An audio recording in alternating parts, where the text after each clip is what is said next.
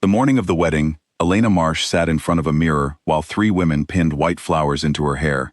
She looked at her own reflection like it belonged to someone else. Her eyes were calm, her hands were still, but inside, something in her was breaking quietly, the way ice cracks under weight long before it finally gives way. She was the daughter of Garrick Marsh, beta of a pack that had once been strong and proud, but was now drowning in debt after a border war it never should have fought. When the debts became impossible to pay, the elders had come to her father with a solution. Not a loan, not a treaty, a marriage. Her marriage.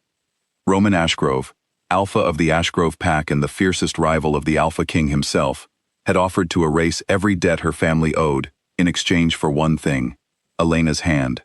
At first, it had sounded almost noble.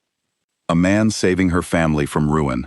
But Elena had seen the way Roman looked at her during their first meeting, like she was a key that opened a door he badly wanted to walk through, not like she was a woman he wanted to know. "You look beautiful," her mother said gently, adjusting a stray curl. "Thank you," Elena whispered, because there was nothing else to say. She thought of Kaidan then, as she often did in quiet moments.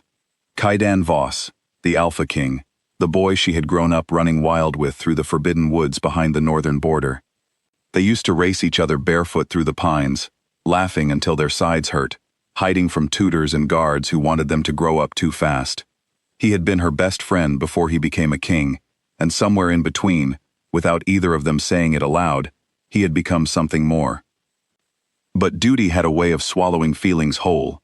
Kaidan had a kingdom to protect, alliances to keep steady, wars to prevent, and Elena had a family drowning in debt. Neither of them had ever spoken the words that lived quietly between them, and now it was too late. Today, she would become Roman Ashgrove's wife. Across the territory, in the stone halls of Voss Keep, Kaidan stood at his window, staring out at nothing, his jaw tight enough to ache. He had not slept in 3 days. Ever since the announcement of Elena's engagement had reached him, he had felt something in his chest twist painfully, over and over, like a wound that would not close. He was the Alpha King. He held more power than any wolf in the territory, and yet pack law bound his hands tighter than any chain. A king could not interfere in another alpha's courtship without proof of wrongdoing. Jealousy was not proof. Love was not proof. He needed something real, something the council could not dismiss, or Elena would be lost to him forever, married to a man who saw her as nothing more than a means to an end. His most trusted advisor, Della, stepped into the room quietly. She had known Kaidan since he was a boy, learning to control his shift, and she had never once seen him look this haunted. "You should eat something," she said. "I don't want food," Kaidan muttered. "I want the truth about Roman Ashgrove, and I want it before sunset." Della hesitated, then placed a folded piece of parchment on the table beside him. "You might already have it." Kaidan turned, his eyes sharp. "What is this?" "One of our scouts intercepted a letter 3 nights ago, meant for Roman's inner circle. It speaks of a ritual, an old one, forbidden by every pack law that still stands.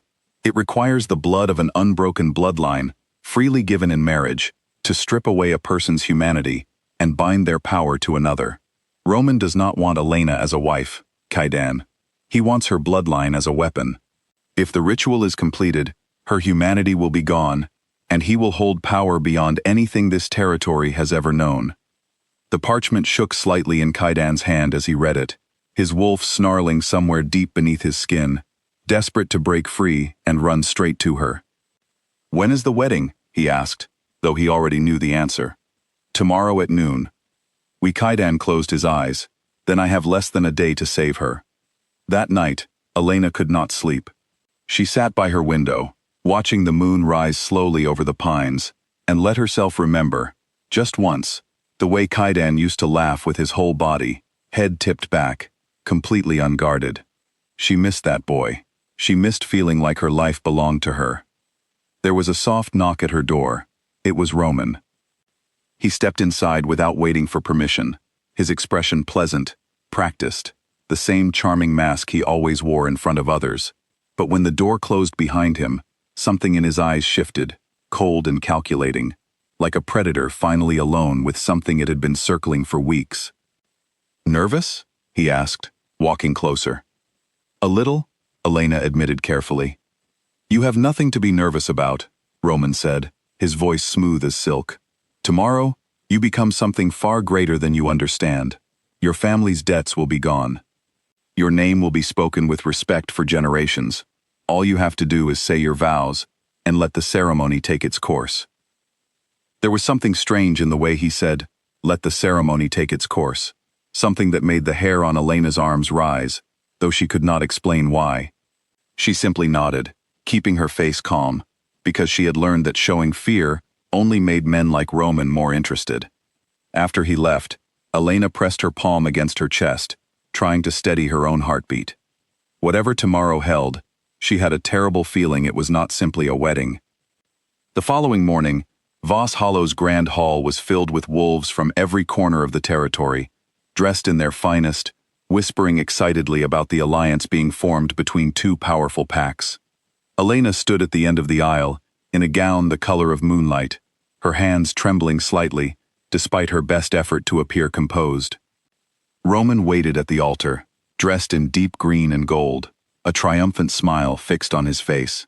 Around his neck hung a strange pendant, dark stone set in old, tarnished silver, one Elena had never seen him wear before. The ceremony began. Words were spoken. Elena's father walked her down the aisle, his eyes glistening with a guilt he could not hide, though he said nothing. Elena kept her gaze forward, trying not to think about what she was losing, trying only to survive the next few minutes. The officiant reached the final vows. Do you, Roman Ashgrove, take Elena Marsh as your bound mate, offering your protection and your name, in exchange for her blood and her line? Elena froze. That was not a traditional vow. That was not the wording used in any wedding she had ever witnessed. A few wolves in the crowd exchanged confused glances, murmuring quietly, but most seemed too swept up in the ceremony to notice. Roman's pendant began to glow faintly, a dark red light pulsing from its center, and Elena's stomach dropped as she realized, with sudden horrifying clarity, that Roman was not marrying her. He was preparing to use her. Before she could speak, before she could even step back, the doors at the far end of the hall burst open with a force that shook the walls. Kaidan Voss stood in the doorway, wind still swirling around him from his shift back into human form, his eyes blazing gold with barely contained fury. Gasps rippled through the crowd. Guards moved to intercept him, but one look from their king froze them in place. Stop this ceremony, Kaidan's voice thundered through the hall, carrying the unmistakable weight of alpha command. Roman's charming mask slipped for just a moment, replaced by something sharp and furious. You have no right to interrupt this union, Kaidan. This is not your territory.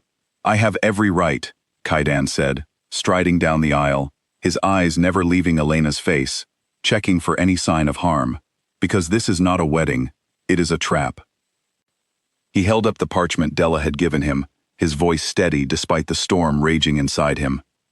This letter proves that Roman Ashgrove intends to use an ancient and forbidden ritual through this marriage, one that would strip Elena of her humanity and bind her bloodline's power to himself.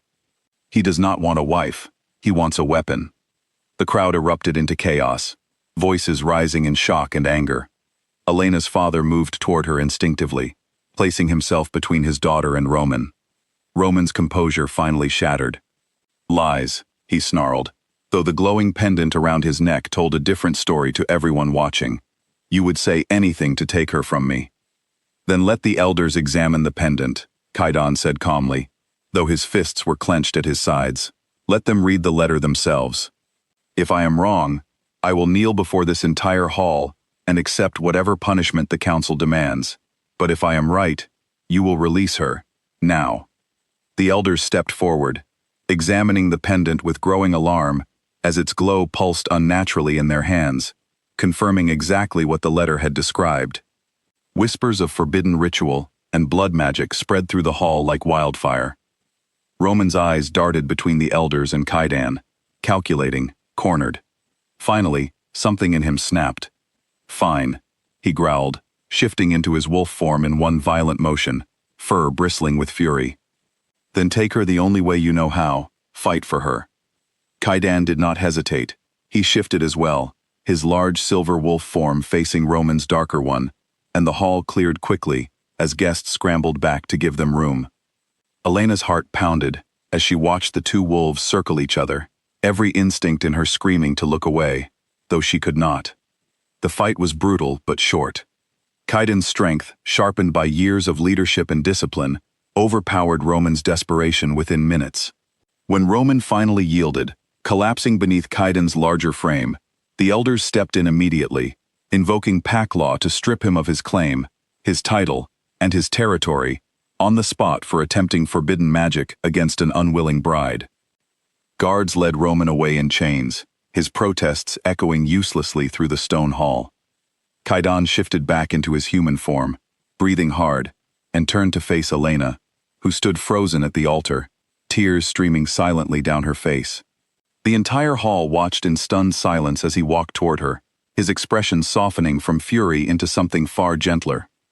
"I should have said this years ago," Kaidan said quietly, his voice trembling slightly despite his usual composure.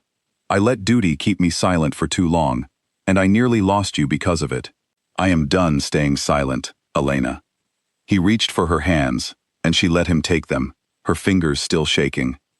"I have loved you since we were children running through the woods behind the northern border," Kaidan continued, his golden eyes steady on hers. "I loved you when you laughed so hard you couldn't breathe, and I loved you every single day since, even when I told myself I had no right to. I am not asking you to marry me because it is convenient, or because it secures an alliance. I am asking because I cannot imagine my life without you standing beside me." Elena let out a breath that was half laugh, half sob, the tension of the past weeks finally breaking free. "You stormed my wedding," she said softly. "I would storm 100 weddings for you," Kaidan replied, the corner of his mouth lifting into a small, honest smile. The crowd, still recovering from the shock of everything they had witnessed, began to murmur again, but this time with warmth instead of fear, watching their king kneel before Elena and press a gentle kiss to her knuckles. "Elena Marsh," he said, loud enough for the whole hall to hear, "will you let me claim you, not as a duty, not as an alliance, but simply because I choose you, and I always have." Elena looked down at him, at the boy who had once raced her through the pines, now the king who had shattered every rule to save her. For the first time in months, her decision felt entirely her own. "Yes," she whispered, then louder, "Yes." The hall erupted into cheers as Kaidan rose and pulled her gently into his arms, the weight of years of silence finally lifting between them. Outside, the sun broke fully over Voss Hollow, golden light spilling through the tall windows and across the stone floor, as if the whole territory itself was celebrating the ending it had been waiting for all along.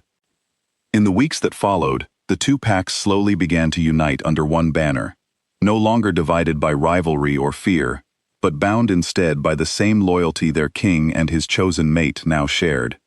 Elena's bloodline, once a target for exploitation, became something protected and honored, a symbol of strength rather than a weapon to be used.